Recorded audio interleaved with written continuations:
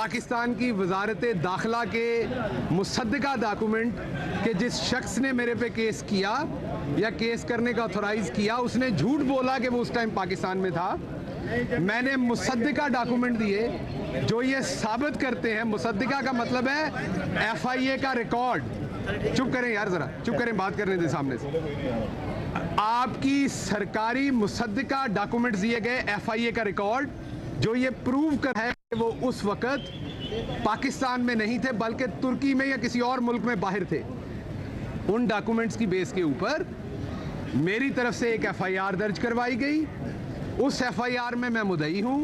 उस FIR की क्वैशमेंट पे यहाँ पर एक रिट दाखिल की गई में मैं मुद्दई हूँ। उस FIR की क्वैशमेंट पे यहाँ पर एक रिट दाखिल की गई। उस रिट पे मुझे मुद्दई के तौर पर यहाँ पर बुलाया गया। आपको पता है कि चंद दिन पहले भी यहाँ पे अज़मा बुखारी साहबा, जिनके वालिद एक वकील थे, आपको याद होगा, मशहूर ज़माना वकील थे जिन्होंने रेमन डेविस को यहाँ से निकाला था, आपको ये भी याद होगा। उन्होंने, और वैसे जट्टां दे मुंडे इहो जे नहीं हुंदे, लेकिन उन्हां दे क्योंकि दादा भी एक खरीदो फरोख्त करदा हुंदा सी, और रफीक तारड़ साहब दी मैं गल करना, उहदा एक इत्थे पोतरा फिरदा है, मतलब कि वो तारड़ मैनूं कहंदे तकलीफ ही हुंदी क्योंकि जट्टां दे पुत्तर इहो जे नहीं हुंदे। जट्टां दे पुत्तर जिहड़े हुंदे ने वो सीना ठोक के लोगों का मुकाबला करते हैं।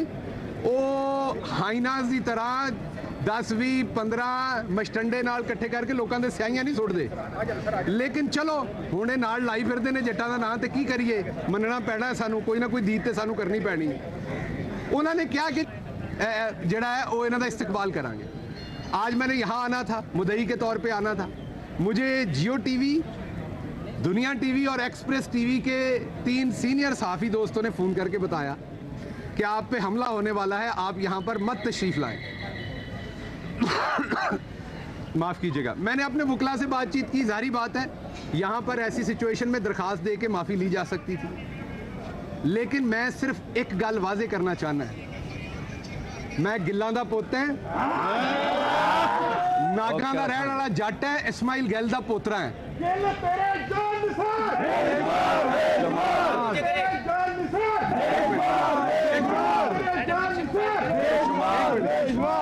अंबरसर तो उठे सी 7 पिंड सन साडे, ते उत्थे डजकोट फैसलाबाद जाके 7 के 7 पिंड बैठे ने।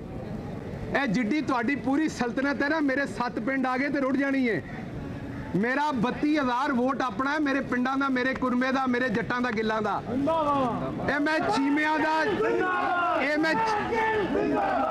मैं चीमियां दा, चट्ठियां दा, वड़ैचां दा, बाजूआं दा, मेरे इलाके दे राइयां दा, गुजरां दी गल नहीं कर रहा। ए मैं सिर्फ गिल्लां दा, अपने टब्बर दी गल कर रहा है। इसलिए तुसी मेरे ते स्याही सुट्टो, तुसी अपने काले करतूतां दी कोई शै भी मेरे ते सुट्टो। जट दा पुत्त है, तुहाडी मंजी पीढ़ी उथों तक ठोकांगा कि तुहाडियां नस्लां याद रखणियां। और सफदर दी बुढ़ी मरियम नूं मेरा अज पैगाम है, वो जिहड़ा यतीम 1500 रुपये महीने ते रखिया होया है, ओदी रन मरियम नूं मेरा अज पैगाम है, अगली बारी इहो जी थकी हुई हरकत कीती ते मैं उत्थे तुहाडे घर दे सामने आके प्रेस कॉन्फ्रेंस करांगा और तुहाडे घरों ही पानी भर के अपना मुंह धोवांगा जे तुसीं स्याही सुटोगे। मैं इमरान खान का जानसार हूं। मैं पेशे दे एतबार नाल एक प्रोफेसर है ते कौम दे एतबार नाल गिल है। ना अपनी जगह तो 1 इंच पिछे होवांगा, बल्कि जो तुसीं करोगे उहदे नाल मैं होर अगे आवांगा। अज तुसीं ये स्याही सुट्टी है या आंडे सुट्टे ने या तुसी अपने जो भी इत्थे डंडे देने ने, तुसी इत्थे गोली मारनी है मॉडल टाउन तरह, मैं पूरी हिक दे जोर दे नाल तुहाडे अगे खड़ा है। हुण मेरा जोर होर भी तेज हो जाएगा। तुसी मैनूं वक्त प्रोवाइड कर दिता है, तुसी मैनूं वजह प्रोवाइड कर दी है कि जदों तक तुहाडी इस बदमाशिया दा इत्थों असी चक्का गोल नहीं करांगे, तुहानूं इत्थों नहीं भजावांगे। शरीफ आदमी ते अदालतां जाण जोगा नहीं रह गया। मेरा कसूर अज दा यह कि मैनूं मुअज़्ज़ज़ अदालत ने सद्दिया ते मैं तुहाडे तरह मेरी कमर च दर्द नहीं हुई। ऐसियां भैड़ियां कमरां ने तुहाडियां कि जिस वेले अदालतां सद्दियां ने तुहाडी कमर च दर्द हुंदी है। मैं अज इस वक्त दे वजीर आजम दा स्पोक्स पर्सन है, मैं अज इस वक्त दे वजीर आजम दा स्पेशल असिस्टेंट है, मेरी तो कमर च दर्द नहीं हुई। ਮੈਨੂੰ ਪਤਾ ਸੀ ਤੁਸੀਂ ਇੱਥੇ ਗੁੰਡਾਗਰਦੀ ਕਰਨੀ ਹੈ, ਉਸ ਦੇ ਬਾਵਜੂਦ ਮੈਂ ਇੱਥੇ ਪਹੁੰਚਿਆ। ਮੈਨੂੰ ਨਾ ਆਪਣੀ ਪੁਲਿਸ ਤੇ ਗਿਲਾ ਹੈ, ਅੰਦਰ ਵੀ ਕੁਝ ਮੇਰੇ ਦੋਸਤ ਵਕੀਲ ਕਹਿ ਰਹੇ ਸਨ ਕਿ ਪੁਲਿਸ ਨੇ ਸਿਕਿਉਰਿਟੀ ਪ੍ਰੋਵਾਈਡ ਨਹੀਂ ਕੀਤੀ। ਕੋਈ ਗਿਲਾ ਨਹੀਂ ਮੈਨੂੰ ਆਪਣੇ ਪੁਲਿਸ ਵਾਲਿਆਂ ਦੇ ਉੱਤੇ। ਮੇਰੇ ਭਰਾ ਨੇ ਜੋ ਕਰ ਸਕੇ ਠੀਕ ਹੈ, ਜੋ ਨਹੀਂ ਕਰ ਸਕੇ ਫਿਰ ਵੀ ਠੀਕ ਹੈ, ਕਿਉਂਕਿ ਇਹਨਾਂ ਨੇ ਤੇ ਹਮਲਾ ਔਰਤਾਂ ਨਹੀਂ ਛੱਡੀਆਂ, ਉਹਨਾਂ ਦੇ ਮੂੰਹਾਂ 'ਚ ਗੋਲੀਆਂ ਮਾਰੀਆਂ ਨੇ। ਤੇ ਮੈਂ ਕੀ ਚੀਜ਼ ਹੈ? ਇਸ ਵਾਸਤੇ ਇੱਕ ਗੱਲ ਮੁਸਲਿਮ ਲੀਗ ਨੂਨ ਅੱਜ ਤੋਂ ਬਾਅਦ ਯਾਦ ਰੱਖੇ, ਇਹਨਾਂ ਨੇ ਇੱਕ ਕੰਮ ਕੀਤਾ ਹੈ ਲੇਕਿन ਅਸੀਂ ਖਾनदानी लोग हैं। ਉਹ ਜਿਹੜਾ ਉੱਥੇ ਇੱਕ ਦੱਸਦਾ ਸੀ मैं पहाड़ का रहने वाला हूं, एक थप्पड़ मारोगे तो 10 मारूंगा, ਅਸੀਂ ਇਹ ਕੰਮ ਨਹੀਂ ਕਰਾਂਗੇ। ਅਸੀਂ ਇੱਕ ਥੱਪੜ ਦੇ 10 ਥੱਪੜ ਨਹੀਂ ਮਾਰਾਂਗੇ। ਅਸੀਂ ਇਮਰਾਨ ਖਾਨ ਦੇ ਫਾਲੋਅਰ हैं। ਉਹ मैं पहाड़ का रहने वाला हूं, एक गाली दोगे 10 गालियां दूंगा। ਇਹ ਚਵਲ ਲੋਕਾਂ ਦਾ ਕੰਮ ਹੁੰਦਾ। ਅਸੀਂ ਇੱਕ ਗਾਲੀ ਦੇ ਜਵਾਬ 'ਚ 10 ਗਾਲਾਂ ਨਹੀਂ ਦੇਵਾਂਗੇ। ਅਸੀਂ ਤੁਹਾਡੇ ਲੋਕਾਂ ਦੀ ਤਰਬੀਅਤ ਕਰਾਂਗੇ, ਤੁਹਾਡੇ ਵਰਕਰ ਦੀ ਵੀ। अगर सानू गाली कढ़ेगा उन्होंने समझावांगे बेटा सियासत करी दी, गाली गलोच नहीं करी दी। अगर साडे ते तशद्दद करेगा फिर भी उन्होंने वापस समझावांगे और कानून के मुताबिक कार्रवाई करांगे, अदालतां दा एहतराम करांगे।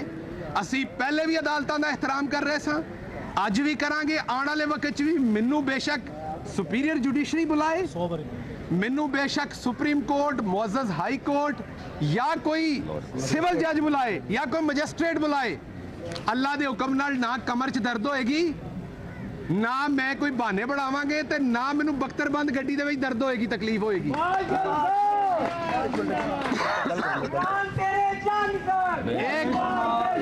एक बात मैं और बता दूं, सेनेट का इलेक्शन आपके सामने हुआ, 7 वोट रिजेक्ट करवाए गए। हमारी 20 की बर्तरी थी जब गिलानी साहब का और हफीज शेख का इलेक्शन हुआ, 20 वोटों की बर्तरी थी। यही लोग कह रहे थे जमीर का वोट आया है, मुस्लिम लीग नून का टिकट चला, ये हमें बताते थे। माफ कीजिएगा, ये जो गिलानी साहब के खिलाफ 8 वोट रिजेक्ट हुए हैं, यह मुस्लिम लीग नून का टिकट चलिया है, ये वाकई मुस्लिम लीग नून का टिकट चलिया है। हुण आपस च लड़ रहे ने, मेरे को व्हाट्सएप कॉल है, चंद दिनों रिलीज करांगा। हुण ये आपस च लड़ रहे ने, जिस कॉल के मुताबिक ये कह रहे हैं कि नून ने सानू वोट नहीं पाए। ये एक अशराफिया जिहड़ी बदमाशिया सी लुट मारन वास्ते वो इकट्ठे होए हुए ने और अपनी चोरी बचाने लिए इकट्ठे हुए ने। बाकी इन्हां च कोई पॉलिटिकल इकट्ठे होने वाली वजह नहीं है। अब आप देखेंगे माफ कीजिएगा, अब आप देखेंगे आने वाले वक्त में ये एक दूसरे को जूते भी मारेंगे, एक दूसरे से लड़ेंगे भी और गाली गलौज भी करेंगे, क्योंकि कप्तान ने इनका हमेशा के लिए इनकी सियासत उस दिन जब यूसुफ रजा गिलानी को वहां से हरा के वापस मुल्तान पार्सल किया है, इनको हमेशा के लिए उस दिन दफन कर दिया। ते सफदर दी बुढ़ी आस्ते साडा पैगाम है कि आपने अपने वर्कर को इश्तियाल दिया था उस दिन कि हम बदला लेंगे। आपने आज मेरे पे हमला करवाया, 100 दफा करवाएं। मैं अपने वर्कर को ये कहूंगा, कभी भी आपके सामने मुस्लिम लीग नून का कोई शख्स आए, वो अदालत में आए, वो कहीं आपको पब्लिक में मिले, आपने इखलाकियात का दामन हाथ से नहीं छोड़ना। आपने किसी सूरत गिरी हुई गैर इखलाकी हरकत नहीं करनी। उसकी वजह क्या है? आपका जो लीडर है उसका नाम इमरान खान है और इनका जो लीडर है वो है जो मुल्क को गंदी गालियां देता है। वो नवाज शरीफ से ये काम शुरू हुआ ते आके जड़ियां स्टपनियां ने इन्हां दियां जवेल लतीफ वर्गियां, जिन्होंने घर कोई दूसरी बारी मंगण दे उत्ते सालन ना देवे, वेखो वो चवल भी मुल्क के खिलाफ बयान दे रहे ने। वो कह रहे ने पाकिस्तान जिंदाबाद का नारा नहीं लावांगा। और मूर्खा, तेनों किसी ने शेखुपुरे तो नहीं निकल देना घरों बाहर, ते तू पाकिस्तान के खिलाफ नारे लाने की गल कर रहे हैं। इसलिए इन्हां चो चंद लोग जिन्हां दियां झूठ बोल बोल के कलमा सफेद हो गई ने, वेखो उन्हां चो जवेल लतीफ भी एक चीज़ है। मैं इनको एक बात सिर्फ वाजे कर देना चाहता हूं, पाकिस्तान तुहाडे प्यो दा नहीं है। पाकिस्तान साडे दादे बाबियां ने हिजरत करके अपनियां मावां भैणां दे गाटे उतरवा के अपनी जमीन, मेरी दादी उस वेले आलू पालक बना रही सी जिस वेले पाकिस्तान बनने का ऐलान होया ते हांडी पकदी चुल्हे ते छड्ड के आ गई सी। इत्थे असी अपने भरे भरे हुए घर, अपने डंगर, अपने वेलने चलते हुए छड्ड के आ गए सां। पाकिस्तान असी अपने खून नाल बनाया होया है। ਤੁਸੀਂ ਪਾਕਿਸਤਾਨ ਜ਼ਿੰਦਾਬਾਦ ਦਾ ਨਾਰਾ ਲਾਓ ਜਾਂ ਨਾ ਲਾਓ, ਸਾਡੇ ਖੂਨ ਦਾ एक एक कतरा पाकिस्तान जिंदाबाद का नारा लाएगा इंशाअल्लाह। और मुस्लिम लीग नून का वोटर भी पाकिस्तान वास्ते जान कुर्बान करने को तैयार होएगा। ये जड़े चंद घटिया लोग ने माफ कीजिएगा, ये जड़े चंद घटिया लोग ने इन्हां पाकिस्तान मुखालिफ जड़ियां गल्लां ने उन्हां दे नाल पाकिस्तान नूं कोई फर्क नहीं पैण वाला। पानी देना। अच्छा एक सेकंड। पाकिस्तान जिंदाबाद, पीटीआई जिंदाबाद। इसलिए आखिरी बात कर रहा हूं, सियासत करें। आपको आल दो कि सियासत नहीं आती। आप एस्टेब्लिशमेंट की पनीरी में से निकले थे। आपने इस शहर में आबद बॉक्सर जैसे लोगों के थ्रू गुंडागर्दी की। आपने पुलिस मुकाबले में हजारों लोगों को मरवाया।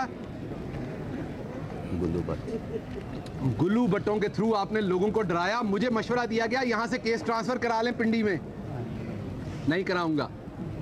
यहीं पे जो केस होगा उसको यहीं पे फेस करूंगा, बार बार आऊंगा। हमें अदालतों पे भी इतमाद है, हमें अपने अवाम पे भी इतमाद है। तुहाडे कोलों जिन्ना जोर लाया जाता है, जो हुंदा है, जो पुटिया जाता जे, मेरा तुहानू चैलेंज है वो पुट लो। ये फरमाइएगा कि इस्लामाबाद में मुसद्दक मलिक के ऊपर पीटीआई उनका मौका है, पीटीआई के कारकुनों ने हमला किया, यहाँ पर आपका हो गया। आप नहीं समझते कि ये मामला जो पॉलिटिकल है, ये डायलॉग की सूरत हाल से निकल अब हाथापाई की तरफ जा रहा है? ये मजीद आइंदा दिन में मजीद एडवर्स सिचुएशन। देखिए, दो बातें ध्यान में रखें।